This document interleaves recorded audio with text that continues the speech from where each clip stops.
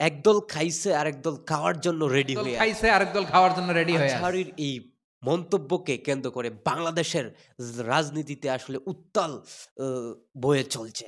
তো বিশেষ করে বিএনপির নেতাকর্মীদের মাথা নষ্ট হয়ে গেছে। তারা পাগলাটের মতো আসলে মন্তব্য করছে।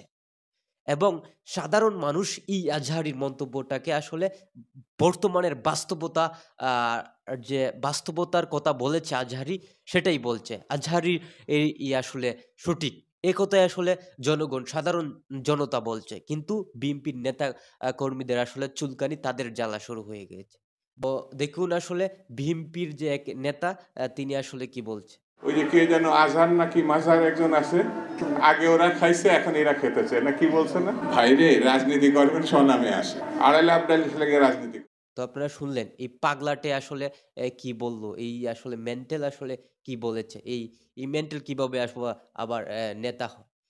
তো আসলে যেটা আসলে আজহারি বলেছে এটা আসলে সঠিক।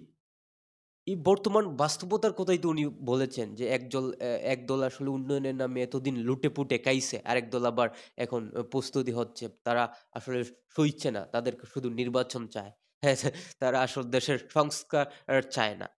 তো উনি তো আসলে সঠিক কথাই বলেছেন। সঠিক বাস্তবতাই বর্তমান বাস্তবতার কথাটাই আসলে বলেছেন আজহারি। তো এই মন্তব্যটা নিয়ে দেখুন সাধারণ মানুষ আসলে তারা তো আসলে যেটা বলছে যে তারা তো আজহারির মন্তব্যটাকেই সঠিক বলছে। তো দেখুন সাধারণ মানুষ কি বলছে। পরিবর্তনের লক্ষ্যে আমরা আন্দোলন করেছিলাম, সেই পরিবর্তন আসলে আসছে না। একদম কথাটি ফেলে দেওয়ার মতোও নয়।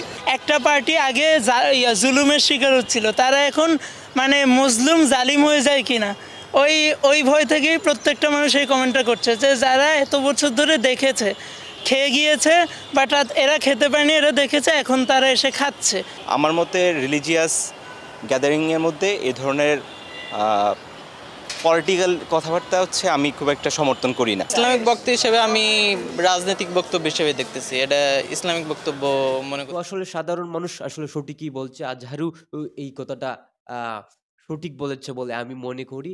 তো বিএনপির নেতাকর্মীদের এত চুলকানি, এত জ্বালা এই কারণেই যে তারাই আসলে চাঁদাবাজি করে, তারাই টেন্ডারবাজি করে, সন্ত্রাসী করে, তারাই আসলে এই বাংলাদেশকে খাওয়ার জন্য আসলে তারা আ অ্যা মানে রেডি হয়ে আছে।